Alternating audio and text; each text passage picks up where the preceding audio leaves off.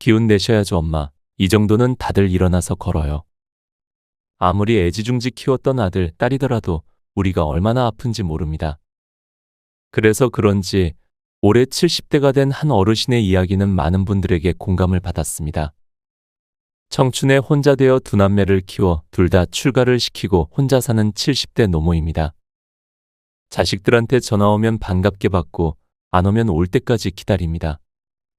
무슨 공개적으로 할 말이 있으면 가족 단체톡을 만들어 가끔 소식도 전하고 지냅니다. 하지만 이번에 독감으로 일주일 동안 병원에 입원했어도 자식들 친척들에게도 일체 연락 안 하고 혼자 지내다가 오늘 퇴원했습니다. 자식은 키울 때이고 결혼하면 남입니다. 마음 비우고 살다가 내 의지대로 안 되면 정리해서 요양원으로 갈 예정입니다. 이처럼 나이가 들수록 혼자 살아가는 방법을 배워야 하는 게 지금 현실입니다. 그래서 오늘은 자식들은 모르지만 노인이 되면 겪는 현실 7가지를 소개해드리려고 합니다. 함께 들으시면서 공감과 위로를 받고 평안한 하루를 보낼 수 있을 거라 확신합니다. 영상 아래에 좋아요와 구독 버튼 한 번씩 눌러주시면 감사하겠습니다. 지금부터 시작합니다. 첫 번째 현실, 지나가는 통증과 썩은 통증이 있다. 나는 극심한 통증을 경험하면서 통증에는 좋은 통증과 나쁜 통증이 있다는 것을 알았다. 다시 말해 어느 정도 시간이 지나면 없어지는 통증과 썩은 통증 두 종류가 있다. 예를 들어 운동을 했을 때의 근육통은 건강한 통증이다. 그에 비해 악성 통증은 살과 뼈가 썩는 느낌의 통증으로 이것은 주로 질병에서 오는 통증이다. 치통도 이런 악성 통증에 속한다. 이 썩은 통증은 정말 반갑지 않은 통증이라 도망치고 싶어진다. 그에 비해 많이 걸어서 다리가 피곤해 느끼는 근육통 같은 지나가는 통증은 건강한 통증으로 시간이 지나면 낫는다. 그러나 지나가는 통증도 정도가 점점 심해지면 만성, 즉 썩은 통증이 될 것이다. 통풍으로 인한 통증으로 한동안 다리를 끌면서 걸었더니 반대쪽 다리에 무리가 왔다. 그 바람에 이번에는 그 건강한 다리에도 통풍의 통증과는 다른 통증이 생겨 썩은 통증에 가까워졌다. 이런 게 가장 무섭다. 몸의 한 곳이 나빠지면 그것이 몸 전체에 이런저런 영향을 준다. 노인병은 어느 날 문득 재발하기에 사전에 철저히 대비해야 한다. 아침에 일어나서 왔다. 시작이다라고 느껴지면 서둘러 대책을 실행할 필요가 있다. 혹사시킨 다리의 관절통도 언젠가 분명 썩은 통증이 된다. 그 부분이 너덜너덜해진다고 할까? 조직이 파괴되어 외과 수술로는 해결되지 않게 된다. 더 심해지면 암이 될 것이다. 두 번째 현실, 예순의 양치질의 중요성을 깨닫다. 내게 지금까지 매일 식후에 부드러운 칫솔로 위아래 이를 깨끗이 닦으세요. 특히 어금니 안쪽까지 칫솔질을 해 음식 찌꺼기를 잘 제거하세요 하고 지도해준 치과 의사는 한 명도 없었다. 정말이다. 대형 건물 안에 개원한 낮 시간 동안 직장인 상대의 보험 치료를 하는 게 진료의 대부분인 업무 지구에 치과 의사가 환자 개인에게 맞춰 양치질을 교육하는 일은 없다. 매일 이런 일을 해서 피곤하다는 얼굴로 환자를 기계적으로 진료할 뿐이다. 나이 들어서도 양치질의 중요성을 이해하지 못한 나는 멍청했다. 서양인은 대체적으로 양치질을 열심히 한다. 일본인도 양치질을 꽤 열심히 하는 축에 속한다. 이가 빠진 채 그대로 있는 사람이 많은 나라가 후진국이다. 솔직히 말해 그동안 나는 양치질을 건성으로 생각한 후진국 단계의 일본인이었다. 내게 3년에 걸쳐 귀중한 깨달음을 준 치과 의사는 당신도 이제야 알았냐는 듯 깨달았으니 이제부터 시작이에요라고 자상하게 말해주었다. 아직 앞니는 이렇게 가지런하잖아요. 나이에 비하면 건강한 편이에요. 더 안 좋은 사람도 많아요. 양치질을 소홀히 한 것 치곤 건강한 이가 많이 남아있잖아요 하고 칭찬했다. 치과 의사는 환자의 입안을 들여다보면 평소 그 사람이 어느 정도 양치질을 하고 어떻게 치아를 관리하는지 알 수 있다고 한다. 이전에 다른 치과 의사에게 들은 이야기로는 치과 의사는 그 사람이 몇 살에 죽을지도 어느 정도 예측할 수 있다고 한다. 나를 각성시킨 치과 의사는 이런 말도 했다. 화장실에 가면 뒤처리를 하잖아요. 식사 후 양치질도 그것과 똑같아요. 나는 너무 놀라 말이 막혔다. 나는 내 담당 의사에게 어금니를 갈아내고 치료를 했기 때문에 양치질에 신경 썼더니 어금니 치주 질환이 80%는 나았어요. 욱신거리는 통증이 많이 가셔서 아침에 일어날 때 기분이 좋아요. 하고 보고했다. 나는 지금은 무슨 일이 있어도 양치질을 한다. 고작 이 정도의 것을 놓인 초년생이 될 때까지 몰랐다니. 나이만 먹었지 완전 초등학교 1학년 수준이었던 셈이다.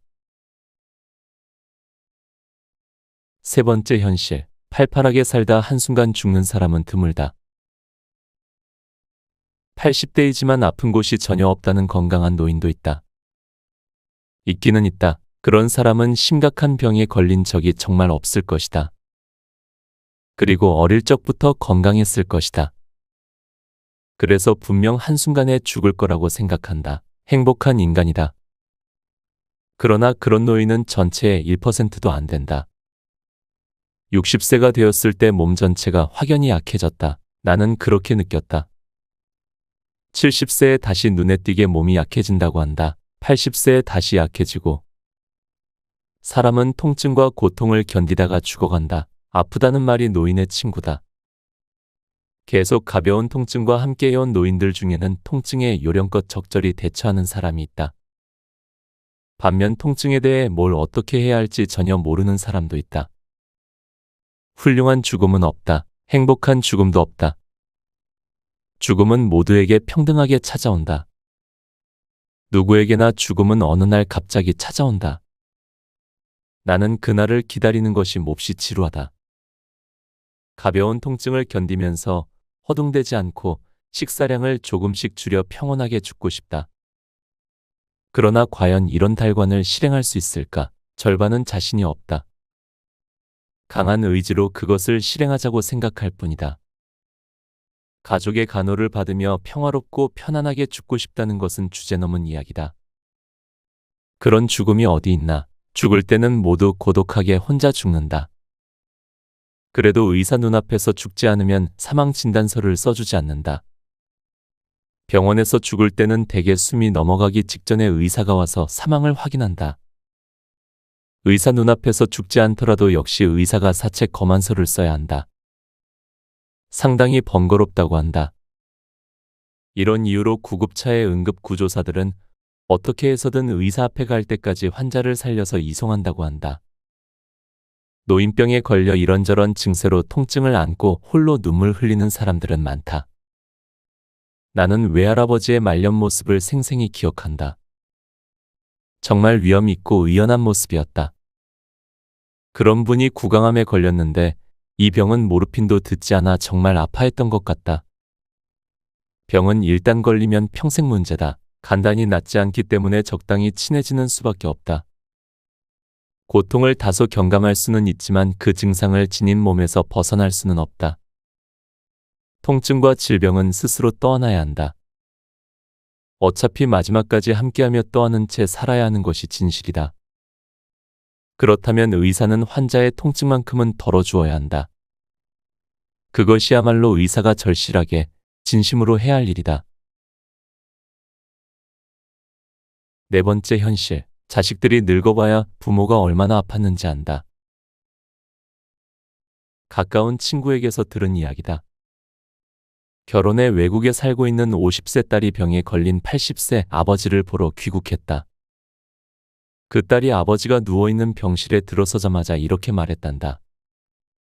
왜 누워만 계세요, 아버지?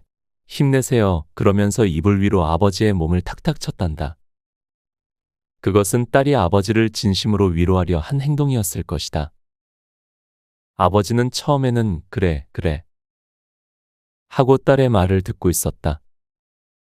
그런데 딸은 아버지의 통증을 조금도 이해해주지 않았다. 딸이 계속해서 이불 위로 몸을 탁탁 치니까 결국에는 옆으로 돌아 누웠다. 아버지는 그만 됐다. 너하고는 말하기 싫어 하고 작은 소리로 말했다. 이것이 진짜 노인의 모습이다. 딸은 아버지가 누워있으면 간병의 일부가 자신의 책임이 되니까 아버지를 위로하고 용기를 준다. 아버지, 여든에도 건강하게 일하는 사람 많아요. 친아버지와 딸의 관계도 이렇다. 이 50세의 딸은 80세 아버지의 통증을 이해할 수 없다. 전혀 이해 못한다. 또 다른 사례를 보자. 80세 할머니가 55세 딸에게 다리가 아프다, 무릎이 아프다고 호소했다. 대부분 관절염이었다. 무릎 반월판 아래에 패킹 역할을 하는 부분이 닳아버린 것이다. 이런 증상이 나타나면 변형성 고관절증에 걸린다. 이 병에 걸린 할머니들은 오리 걸음처럼 뒤뚱거린다. 고관절이 아픈 사람의 걸음걸이다. 이런 X자, O자 다리가 되어버린 할머니들은 정형외과에서 수술을 통해 완충제 역할을 하는 실리콘인가 뭔가를 넣어 통증을 줄인다. 그렇게 겨우 통증에서 벗어난다. 상당수의 노인이 이 수술을 받는다. 수술로 상태가 호전된 사람도 많지만 그렇지 않은 사람도 있다. 수술을 한다고 해서 반드시 좋아진다는 보장은 없다. 그래서 나는 웬만하면 수술 안 한다 하고 경계심을 보이는 노인도 많다. 내 생각도 그렇다. 모든 수술하면 좋아지는 것은 아니다. 인생의 연륜을 쌓아온 노인들에게 아직 풋내기 노인 초년생인 내가 할 말은 아니지만 인생, 주의 깊게 움직이지 않으면 나중에 호된 꼴을 당하게 된다. 의사에게 감쪽같이 속아 수술을 했는데 상태가 조금도 좋아지지 않았다는 경우도 많다. 5번째 현실, 장수의 비결은 넘어지지 않는 것이다. 일본에서는 20년 전부터 노인병을 생활습관병이라고 부르는데 그렇게 부르지 않았으면 좋겠다. 그냥 노인병이라고 하면 되지 않을까? 얼마 전까지는 성인병이라고도 했다. 노인이 되면 누구나 병에 걸린다. 100세까지 건강하게 장수하자는 터무니없는 운동을 벌이는 사람들이 있다. 안티에이징이라고 하는 모양인데 적당히 하라고 말하고 싶다. 장수 운동을 추진하는 의사의 대부분은 잘 보면 그저 장사치들이다. 그들은 위선자다. 노후된 기계가 그렇듯 인간도 나이 들면 몸 이곳저곳에 부품이 고장난다. 나는 아직 경험하지 못했지만 70세가 넘으면 계단을 오르내리는 것이 싫어진다고 한다. 집안의 계단뿐만 아니라 지하철역의 계단도 무서워진다. 자신은 다리를 든다고 생각하는데 전혀 들리지 않는다. 발끝이 걸리고 비틀거린다. 발을 끌듯 걷는다. 불과 3cm도 올라가지 않는다. 결국 발끝이 걸려 넘어져 골절상을 입는다. 또 80세가 되면 꽤 높은 확률로 눈이 침침해 잘 보이지 않게 된다. 책을 읽을 수가 없게 되는 것이다. 기시 노부스케 전 일본 수상은 한 기자가 장수의 비결이 뭔가요? 하고 묻자 넘어지지 않은 겁니다라고 대답했다. 명언이다. 넘어져서 다리뼈가 부러지면 일어설 수 없다. 발끝이 걸려 넘어지는 것은 노인의 적임으로 조심해야 한다. 동물은 다리를 다치거나 약해져 스스로 움직일 수 없게 되면 그곳에 웅크리고 죽어간다. 자력으로 먹이를 먹을 수 없게 되면 동물은 죽는다. 이것이 자연의 규칙이고 자연스러운 동물의 죽음이다. 나는 이 점이 중요하다고 생각한다. 인간도 동물이다. 6번째 현실, 누구나 노인병에 걸린다. 노인은 모두 인생의 달인이다. 그들은 젊은 사람들이 자신들의 통증을 알아주지 않는다는 사실을 잘 알고 있다. 자신들도 젊고 건강했을 때는 노인들에 대해 아무것도 몰랐으니까. 이런 당연한 사실을 어째서인지 지금까지 아무도 언급하지 않았다. 그래서 내가 이렇게 솔직히 말하는 것이다. 이 세상의 중요한 진실은 의외로 누구의 주목도 받지 못한 채 우리 주위에 팽개쳐져 있다. 그러니까 모두 서로를 위로하자, 다정하게 돌보자고 말하고 싶지는 않다. 어차피 사람은 타인을 위로하지 않는다. 타인이야 어찌 되든 상관없다. 그러나 내가 노인 초년생이 되어보니 확실히 알겠다고 말하는 것은 중요하지 않을까. 나는 이번에 통증을 직접 경험하고 나서 비로소 그런 생각을 하게 되었다. 노인이 통증으로 인해 병을 발견했을 때는 이미 늦은 것이다. 노인병은 낫지 않는다. 몸에 어디에 문제가 생겨 나빠지느냐는 그 사람의 운명이다. 일단 병에 걸리면 도망칠 수 없다.